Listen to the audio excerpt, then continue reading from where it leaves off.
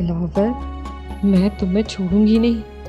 तुम्हारी ये audio police और मीडिया तक पहुंचाऊंगी। ये गलत धंधा हमेशा के लिए बंद करवाऊंगी। ईमान की ज्यादतियों का बदला मैं लूंगी तुमसे।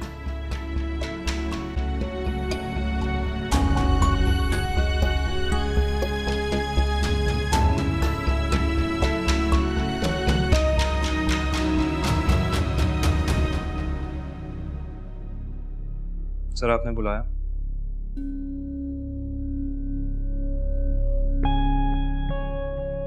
तुम यकीनन जानती होगी कि मैंने तुम्हें यहाँ क्यों बुलाया है।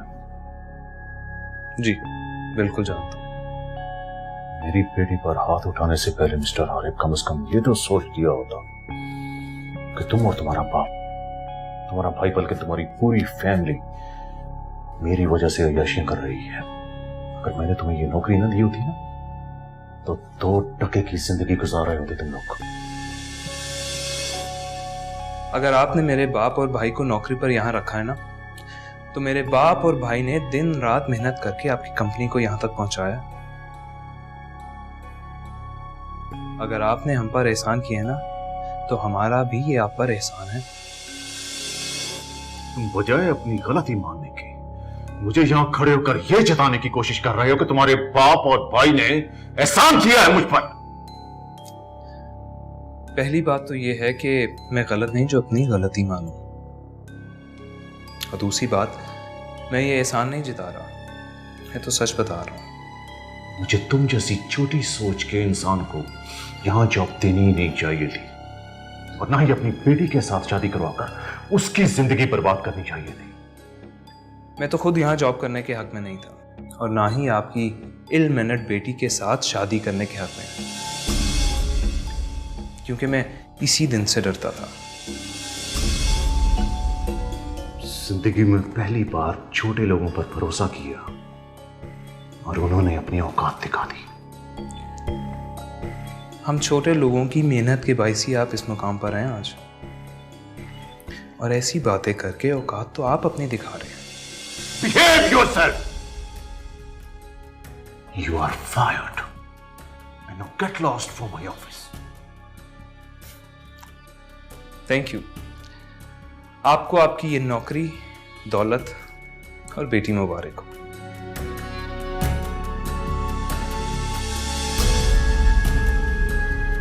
और एक बात और, ये घमंड ही ना आपके और आपकी बेटी के जवाल की वजह बनेगा।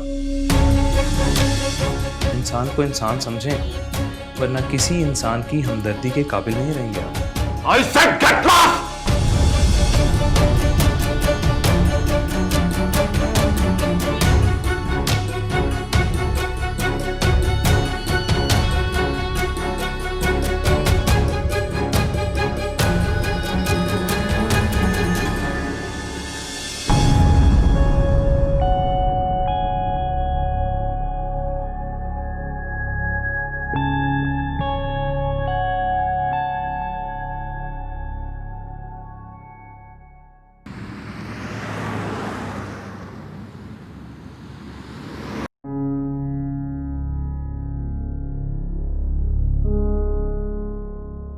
अगर यही सब कुछ होना था तो इससे तो अच्छा था कि हारिब अंबर की जिद ही पूरी कर देता। उसे बच्चा नहीं चाहिए था तो हमें भी उसे फोर्स नहीं करना चाहिए था। हम आप क्या कह रहे हैं? अंबर अलग रहकर भी कभी सेटिस्फाई ना रहती, फिर कोई नई डिमांड कर देती। मुझे उसके जाने का कोई अफसोस नहीं, और ना ही जॉब का अफसोस है। बेटा, तुम्हें जमान से इतनी बदतमीजी नहीं करनी चाहिए थी। काश मैं उस वक्त ऑफिस में होता। तुम्हें इस हद तक नहीं जाना चाहिए था। तो बाबा, क्या वो शख्स मेरी और आप सब की इंसल्ट करता रहता और मैं खामोशी से सुनता? इम्पॉसिबल। मेरे लिए मेरी और मेरी फैमिली की सेल्फ रिस्पेक्ट सबसे जरूरी है। मैं जमान का गुलाम बनकर नहीं रह सकता। बेटा, उसके गुलाम न सही, लेकिन मत भूलो कि हम उसके मुलाजिम हैं। ये सब ऐशो-आराम उसी की दी हुई दौलत से है। बाबा, ये बात तो आपको मुझे समझानी चाहिए कि किसी इंसान को दौलत देना किसी इंसान के बस की बात नहीं है। ये दौलत, ये नेमतें हमें अल्लाह ताला की जात की दी हुई हैं। हाँ, शायद ज़मान को अल्लाह ताला ने हमारे लिए वसीला बनाया हुआ था, लेकिन वो खुद को खुदा समझ बैठा। अब तो मुझे लगता है कि वो हम सब के लिए आजमाइश था। अच्छा है, अब तो मेरी उस आजमाइश से जान छूटी। अरे तुम सिर्फ अपने बारे में मत सोचो, हम सबका सोचो तुम। मेरा और जुनैद का वाहिद सोर्स ऑफ इनकम यही जॉब है। आज तक हमारे और जमान के बीच कभी बदमज़गी नहीं हुई, मगर तुम। क्योंकि उस वक्त जमान की बेटी बीच में नहीं थी बाबा, और ना ही मैं अंबर को मनाने जाऊंगा और ना ही आप मुझे फोर्स कीजिएगा। Let me live my life.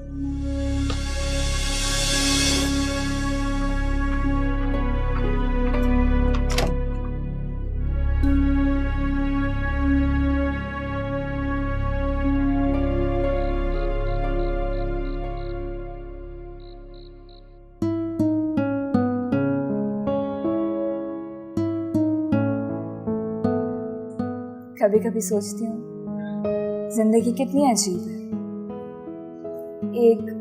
एक रोलर कोस्टर की तरह।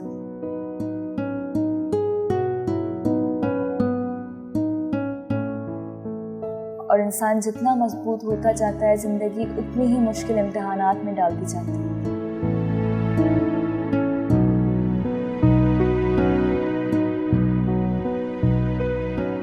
मगर कभी कभी इंसानों को मुश्किलों से गुजरकर ही ऐसे खूबसूरत तोहफे मिलते हैं, जैसे मेरी हया।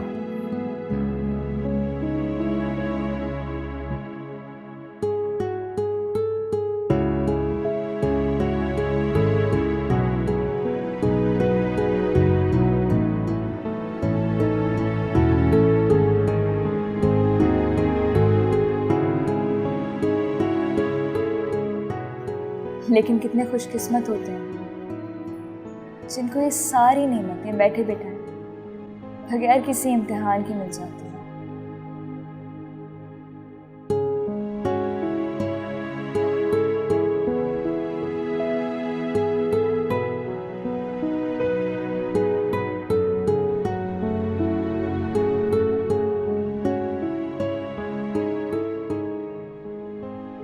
खुदा ने सब इंसानों को ऐसे नसीब क्यों नहीं दिए?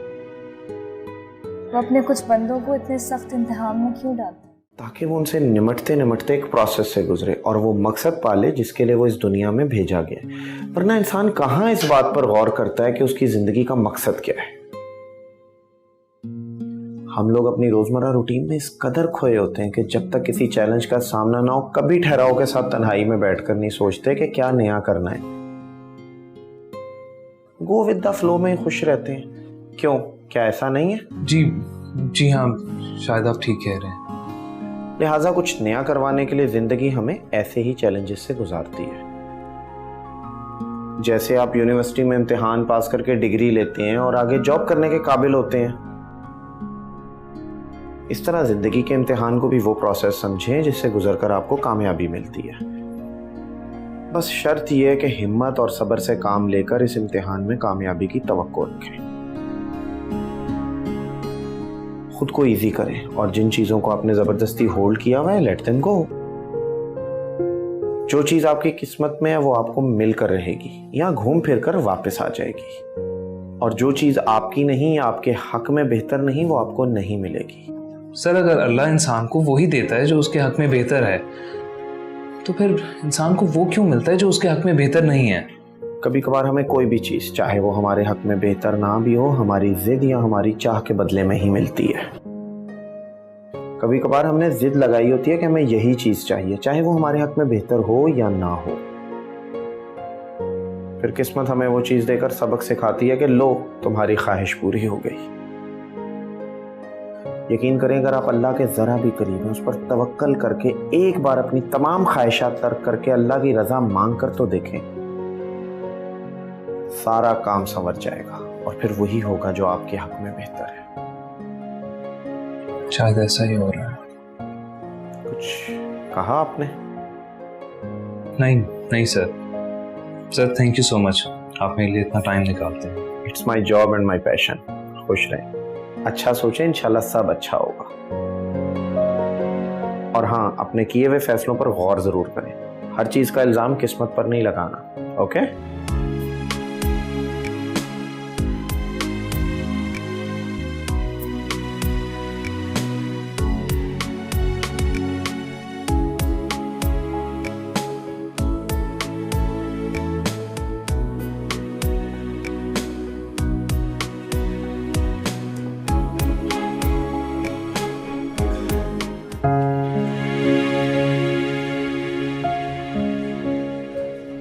सीमान। अस्सलाम वालेकुम डॉक्टर, कैसे हैं आप?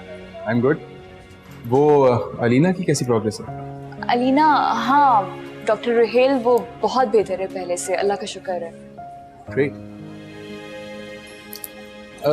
शायद आपको याद होगा मैंने कुछ दिन पहले आपसे एक सवाल किया था, आपने जवाब नहीं दिया। कैसा सवाल? सॉरी मैं भूल गई। यही कि आप दूसरी शादी क्यों नहीं कर लेते? डॉक्टर रुहेल, मैंने भी आपको इस बात का जवाब दे दिया था कि मैंने अभी इस बारे में नहीं सोचा। तो इसका मतलब आप तन्हा रहना पसंद करते हैं? डॉक्टर, पसंद तो नहीं, लेकिन हाँ यूं कह लें कि अब तन्हा रहने की आदत हो गई। लेकिन ज्यादा देर इस आदत को रखना अच्छी बात नहीं है।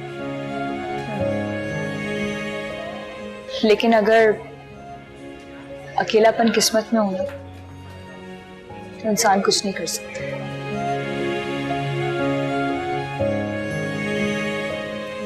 लेकिन अगर इंसान चाहे तो अपनी किस्मत को फिर से तो आजमा सकता है। लेकिन मैं अपनी किस्मत नहीं आजमाना चाहती।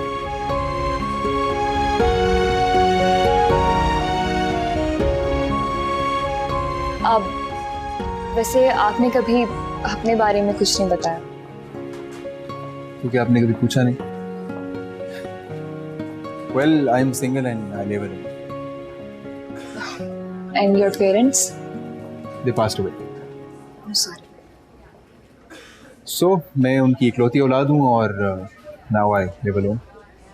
और मेरे कुछ रिश्तेदार और दोस्त मुझे यही कहते हैं कि यार अब शादी कर लो। Yes. तो आपको डेफिनेटली शादी कर लेनी चाहिए। हाँ, मेरा माइंड तो बन रहा है शादी करने के लिए। Now since I'm a dedicated professional psychologist and it's a tough job, तो मुझे अपना लाइफ पार्टनर भी इसी फील्ड से चुनना होगा। I mean, ताकि वो मेरे काम को, मेरे प्रोफेशन को समझ सके और इस सबसे बढ़ के इंसानियत की खिदमत करने में मेरा साथ दे। अच्छी बात है। तो आपको जल्द अपने लिए कोई अच्छी लड़की तलाश कर लेनी चाहिए।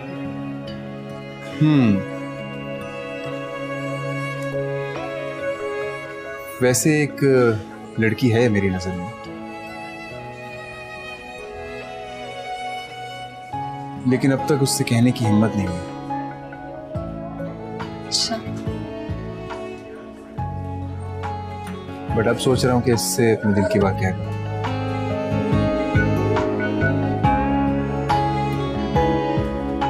हाँ बिल्कुल, इट्स अ ग्रेट आइडिया। आपको बता देना चाहिए उसे। बस फिर बहुत जल्द बता दूंगा। चलिए।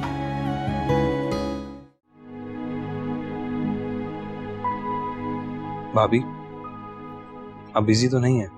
नहीं, बैठो।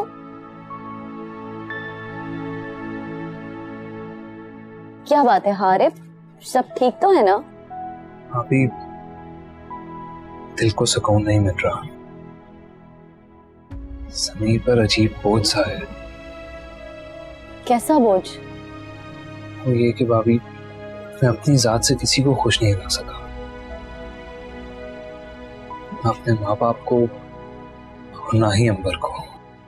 ईमान का तो तुमने नाम ही नहीं लिया, जिसके साथ तुमने सबसे बड़ी ज्यादती की। तुमने कभी महसूस किया कि उसको छोड़ने के बाद तुम्हारी जिंदगी में, बल्कि हम सबकी जिंदगी में कुछ ठीक नहीं हो रहा? वो तुम्हारे बच्चे की माँ बनने वाली थी हारिब। तुमने सिर्फ उसके साथ नहीं, बल्कि अपने बच्चे के साथ भी ज्यादती की है। मैं तो जब सोचती हूँ मेरा दिल हौलता है कि पता नहीं किस हाल में होगी अपने मासूम बच्चे के साथ। अच्छा भाभी, मैंने हाँ बोलो। भाभी, मैंने ईमान को देखा था एक बच्ची के साथ। तुमने देखा पर तुम्हारा दिल नहीं पसीजा हारिब। तुमने उसे रोका नहीं, तुमने उससे बात नहीं की। नहीं भाभी, मैं शायद उसका सामना नहीं कर पाया। अभी भी अल्लाह से माफी मांग लो हारिब, सब ठीक हो जाएगा इंशाल्लाह। एक्सक्यूज मी सर, आपको अंदर जाने की इजाजत नहीं है। क्यों, क्या हुआ? एक्सक्यूज मी सर, ये जमान साहब ने आप दोनों को देने के लिए कहा था। क्या है ये? सर ये आप दोनों के टर्मिनेशन लेटर। क्या बकवास है ये? मैं खुद जमान से बात करता हूँ। सर उन्होंने आप दोनों को मिलने के लिए मना किया है। सर माफ कीजिए, आपको अंदर जाने की इजाजत नहीं है, आप हमें भी नौकरी से निकलवाएंगे। देखो तुम। बाबा, I think we should leave. इन लोगों से बहस करने का क्या फायदा? कैसी बातें कर रहे हो तुम? मैंने अपनी जिंदगी के 20 साल दिए इस इदारे को, 5 साल से तुम काम कर रहे हो। जमान ऐसा कैसे कर सकता है? बाबा जस्ट डोंट बैक, चलें यहां से, बहुत बेइज्जती होगी हमारी। चलें बाबा, प्लीज बाबा, आए ना।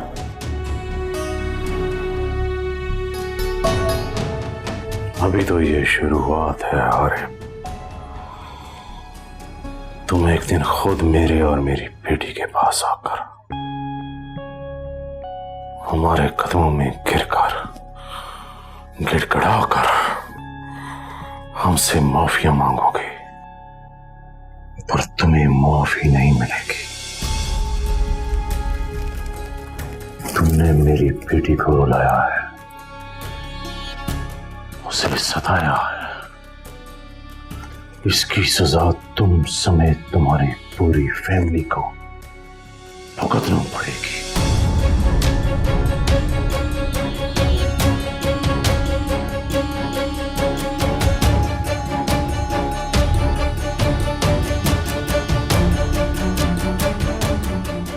My daughter must be happy now.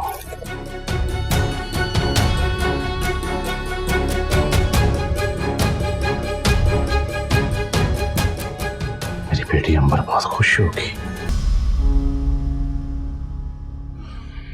मुझे तो अब भी यकीन नहीं आ रहा कि जमान हमारे साथ ऐसा कर सकता है। आप बात करें जमान साहब से, उनके घर जाएं, वो हमारे साथ ऐसा कैसे कर सकते हैं? मामा बस कर दें आप प्लीज। आखिर हमारी भी कुछ सेल्फ रिस्पेक्ट है। अगर इतने साल काम करने के बाद डेडिकेशन और मेहनत के साथ और वो छोटी सी रंजिश की बिना पर हमसे ताल्लुक खत्म करना चाहते हैं, तो फिर हमें भी उनकी कोई जरूरत नहीं। शुक्र है किसी को तो इस घर में मेरी बात समझ आई, बेशक देर से ही आई। हारे तुम बिल्कुल सही कह रहे हो। मुझे अफसोस है कि इतना पढ़ने लिखने के बाद मैं इतनी लंबे अरसे तक गुलामी की जिंदगी गुजारता रहा। बस कर दो तुम दोनों। मैं पता नहीं कि जमान से ताल्लुक खत्म करने से किन किन मुश्किलात से गुजरना होगा हमें। बाबा हम तो आपको बस ये समझा रहे हैं कि कम से कम अब तो हमें अपनी आंखें खोलनी चाहिए। इस दौर में कोई भी मतलब के बगैर किसी का नहीं है, और ये बात जमान उसकी फैमिली ने प्रूव कर दी है। ये हमारी बेवकूफी और नालायकी है। अगर हम जमान की बेटी को थोड़ा सा बर्दाश्त कर लेते और तरीके से टैकल कर लेते तो आज ये दिन ना देखना पड़ता हमें। फिर वही बात बाबा, मैं तो अब भी कहता हूं कि जो हुआ अच्छा हुआ। शायद कुदरत हमें ख्वाब गफलत से जगाना चाह रही थी, इसीलिए सब कुछ हुआ हमारे साथ। अब आप जमान को छोड़ें और अल्लाह पर तवक्कल करें, वही राज़िक है। उसने हमें इल्म, अकल और हुनर से नवाजा है। हम भूखे नहीं मरेंगे इंशाअल्लाह। इंशाअल्लाह।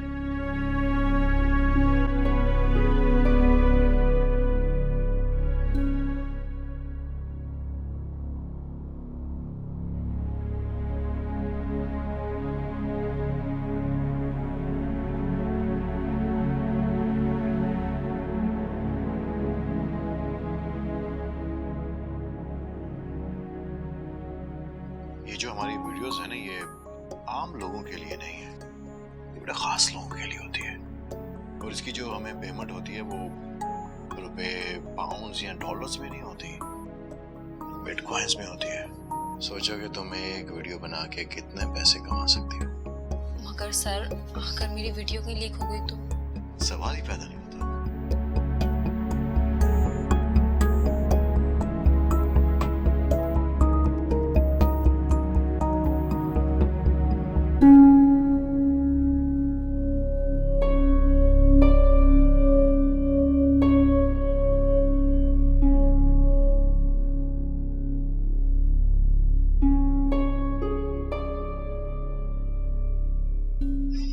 क्या मैं ये ऑडियो सलमान से शेयर करूं? नहीं, वो काबिल भरोसा नहीं है, और जैसे उसने ईमान की वीडियो घुमा दी है वैसे ही वो इसे भी घुमा देगा। क्या करूं मैं? पुलिस को बता दूं या फिर मीडिया को? कुछ तो करना होगा। अब मैं वापस उस एजेंसी कभी नहीं जाऊंगी, कभी भी। ईमान, तुम कहाँ हो? मैं तुम्हारी गुनहगार हूँ, मुझे माफ कर दो। कहाँ हो तुम ईमान? ईमान बेटा। जी आंटी। अगर बुरा ना मानो तो एक बात कहूँ? जी जी आंटी बोलें। मैं सोचती तुम ऐसे कैसे अकेले सारी जिंदगी गुजारोगी। मुझे लगता है तुम्हें एक बार हारिब से राब्ता करके उससे बात करनी चाहिए। आंटी मैं क्यों उस शख्स से राब्ता करूं, जिसने मेरा शौहर होके कभी मुझसे राब्ता करने की कोशिश नहीं की, कभी मेरी तरफ पलट के नहीं देखा। लेकिन उसने छोड़ा भी तो नहीं। शुक्र है ऐसा नहीं हुआ। आखिर कोई तो वजह है जो उसे रोके हुए है। फिर तुम इस रिश्ते को जोड़ने में पहल क्यों नहीं करती? आंटी आप कहना क्या चाहती हैं? हो सकता है हारिब भी यही सोचता हो और पछताता हो, तुमसे माफी मांगना चाहता हो, लेकिन उसकी अना उसे ऐसा करने से रोकती हो। तो मेरी बात समझ रही हो ना बेटा?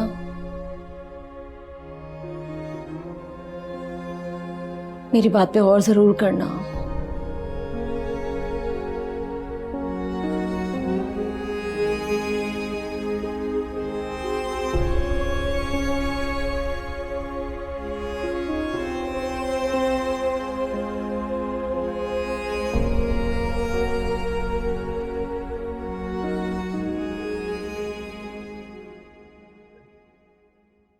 अरे वाह दिलावर भाई, ये तो बहुत बड़ी ब्रेकिंग न्यूज़ दे दी आपने। मैं तो हैरान हूँ, वो लड़की मान कैसे गई? बस अपना कॉन्ट्रैक्ट रिन्यू करवाना चाहती थी, कुछ भी करके। तो आपका भी जवाब नहीं है दिलावर भाई। किसी की मजबूरी का फायदा उठाना तो कोई आपसे सीखे। हमने कौन सा गन पॉइंट के ऊपर उसको बोला था कि तुम ये सब कुछ करो? अपनी मर्जी से सब कुछ करना चाहती थी। अपना कॉन्ट्रैक्ट रिन्यू करवाने के लिए वो कुछ भी करना चाहती थी। तुम्हें पता है कि शानी ने मुझे एक दो बार बोला था, लेकिन मैंने मना कर दिया। बोल रहा था कि बहुत अच्छी लड़की है। शानी ने बहुत ठीक से जज किया उसका। लगता है शानी उसको बहुत अच्छे से समझ गया है। एक बात याद रखना बाबा, शानी को भी हमारे काम के बारे में पता नहीं चलना चाहिए। हाँ, नहीं उस चीज की आप फिक्र नहीं करें। हाँ अलबत्ता मैं नहीं कहीं कोई बात लीक आउट ना करे। तुम्हें जड़ गया बाबर है? नहीं, यानी लीक आउट नहीं करेगी। काफी समझदार है वो, खुद अपनी मर्जी से वो करना चाहती है। जानती है वो ऐसा करने से वो बदनाम हो जाएगी, बर्बाद हो जाएगी। कह तो आप सही रहे हैं। तो फिर कब करवा रहे हैं आप पार्टी?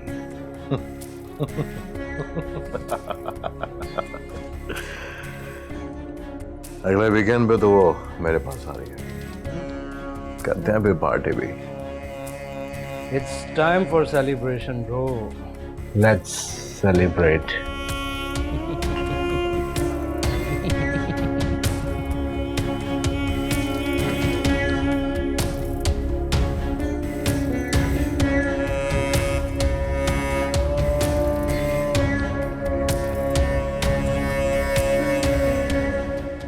अच्छा तो अलीना, आपको और क्या क्या याद है शहरियार के बारे में? उनकी आंखें, उनकी मुस्कुराहट, उनकी बातें सब याद है। ये तो बहुत अच्छी बात है। लेकिन अलीना, शहरयार तो अब जा चुका है ना, तो तुम भी अपनी जिंदगी शुरू करो नए सिरे से। क्योंकि वो भी अपनी जिंदगी शुरू कर चुका है, अपनी नई जिंदगी, और हंस खेल रहा है। क्यों? वो क्यों हंस खेल रहा है? क्या उसे नहीं पता कि मैं यहाँ रो रही हूँ? वो कैसे खुश है? क्योंकि अलीना, तुम दोनों की कहानी में उसका जितना किरदार था ना, वो निभाकर जा चुका है। और अब वो अपनी नई कहानी शुरू कर चुका होगा जिसमें वो खुश होगा। लेकिन अब तुम्हें भी अपनी एक नई कहानी शुरू करनी है जिसमें तुम खुशी खुशी अपनी जिंदगी गुजारो। ये दुनिया ऐसी चलती है अलीना, हर किरदार एक कहानी में कुछ वक्त के लिए आता है, फिर चला जाता है। क्या तुम्हें कभी कोई छोड़ के गया है?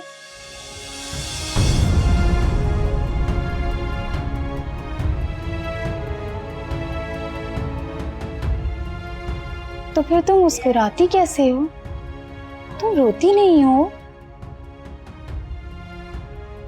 रोती हूँ, बिल्कुल रोती हूँ, लेकिन फिर मुस्कुराती भी हूँ। तुम्हारा शहरयार कहाँ है? मेरा शहरयार पता नहीं, होगा कहीं खुश, बहुत खुश। इसलिए मैं भी खुश हूं। देखो, वो देखो शहरयार। शहरयार, शहरयार।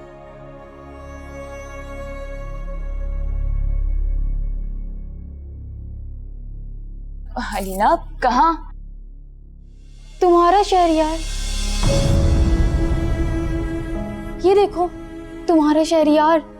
मेरा शहरयार कहाँ है?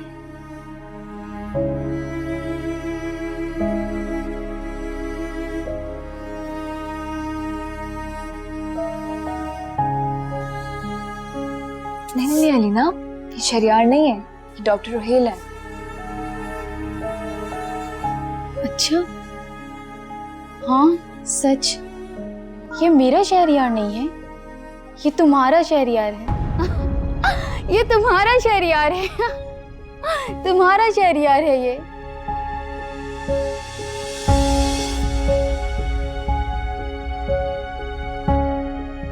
आपके साथ तो अब अलीना का काफी दिल बहल जाता है। Good to see that. And thank you Iman. Iman, कितना प्यारा नाम है। ईमान, शहरयार, शहरयार, ईमान, ईमान, शहरयार, शहरयार, ईमान, ईमान, शहरयार, ईमान, शहरयार। इधर आइए प्लीज। ईमान, शहरयार, शहरयार, ईमान, ईमान, शहरयार, शहरयार, ईमान, शहरयार, शहरयार, ईमान, ईमान, शहरयार।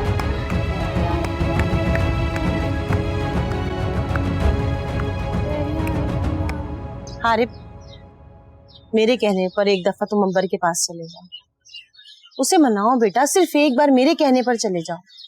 मामा, अब भी आई कांट बिलीव, मैंने उससे पहले भी कहा था कि अब कोई फायदा नहीं। अगर वो अब आ भी गई ना, मेरी जिंदगी अजाब कर देगी। अल्लाह ना करे जो तुम्हारी जिंदगी अजाब हो। कैसी बातें कर रहे हो तुम? देखो आरिफ, अंबर तुमसे बहुत प्यार करती है, बस थोड़ी सी जिद्दी तबीयत है उसकी। मुझे पूरा यकीन है तुम उसे मनाने के लिए जाओगे तो उसे बहुत अच्छा लगेगा और वो तुम्हारे साथ वापस आ जाएगी। आरिफ, अंबर का वापस आना बहुत जरूरी है बेटा, हम सबके लिए। मामा, आप भी बाबा की तरह सोचती हैं। आपने ज़मान को सब कुछ मान लिया है। कैसी बातें कर रहे हो तुम आरिफ? मामा, मैं बिल्कुल ठीक कह रहा हूँ कि इंसान से इतनी उम्मीदें रखना और उसको अपने नफा नुकसान का सबब समझना, ये बिल्कुल ठीक नहीं है।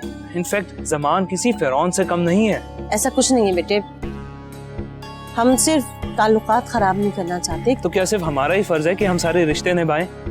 उन्हें हमारा कोई एहसास नहीं है? हमारी भी इज्जत नफ्स है, हम कोई उनके गुलाम हैं? छोटे साहब ये आपका कोरियर है, आप जाएं।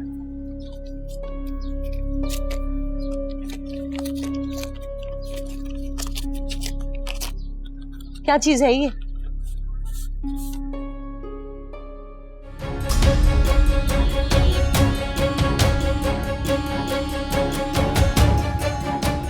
क्या है बेटा, ये दिखाओ मुझे। अंबर की तरफ से खुला कर दो।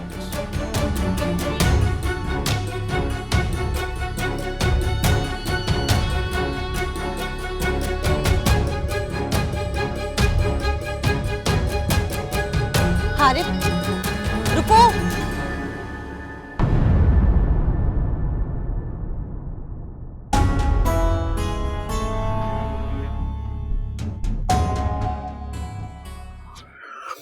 इस दफा ऑस्ट्रेलिया जा रहा हूँ, अब तुम भी मेरे साथ जा रही हो।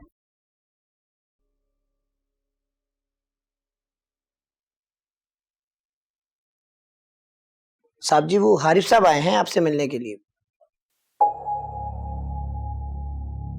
लो आ गया, हमसे माफिया मांगने और गिड़गिड़ाने। डैड, मैं देखती हूँ। आराम से बैठकर चाय पियो, उससे मिल लेते हैं। तुम जाओ, उसे लॉन में बिठाओ, हम आते हैं।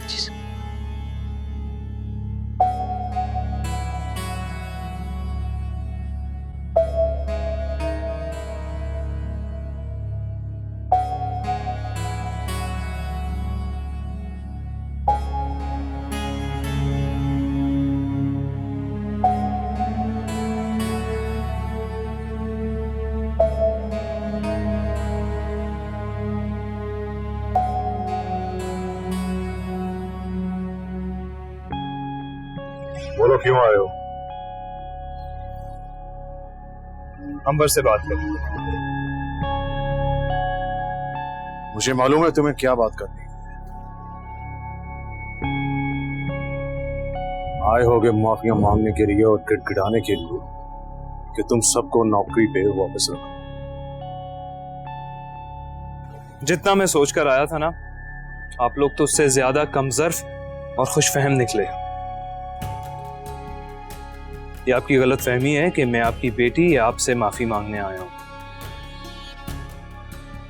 मैं तो सिर्फ ये कहने आया हूं कि जितनी मर्जी कोशिश कर लें, मगर मेरे और मेरे घर वालों के हौसले आप पस्त नहीं कर सकते। हम टूट जाएंगे, लेकिन आप जैसे छोटे लोगों के सामने झुकेंगे नहीं। अपनी बकवास बंद करो। 2 टके के इंसान होकर मुझे मेरे ही घर में खड़े होकर बातें कर रहे हैं। शुक्र करें कि बहुत तमीज से बात कर रहा हूं। मेरे पास और बहुत कुछ है कहने को। Get lost! दफा हो जाओ यहां से। जा रहा हूं।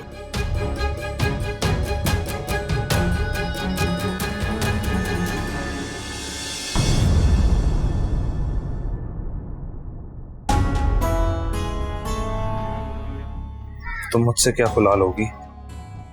मैं खुद तुम्हें अपने साथ नहीं रखना चाहता। किसी ऐसे शख्स के काबिल नहीं हो जो तुम्हें प्यार और इज्जत दे। अपनी बकवास बंद करो।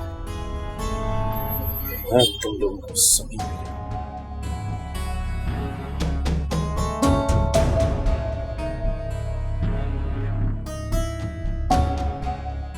आपसे किसी अच्छे की उम्मीद भी नहीं मुझे। जो इंसान अपने उस साथी का ख्याल नहीं रख सकता जिसने उसके बिजनेस को संभाला, उसको अपना समझा, दिन रात एक करके उसको तरक्की दी, किसी और के बारे में कैसे सोच सकता है? आप जैसे लोग रिश्तों और प्यार को दौलत के तराजू में तोलने के आदी होते हैं। मैं भी देखता हूं कि आपकी इस दौलत के बलबूते पे कौन आपकी इस नाकाबिले बर्दाश्त बेटी को संभालता है।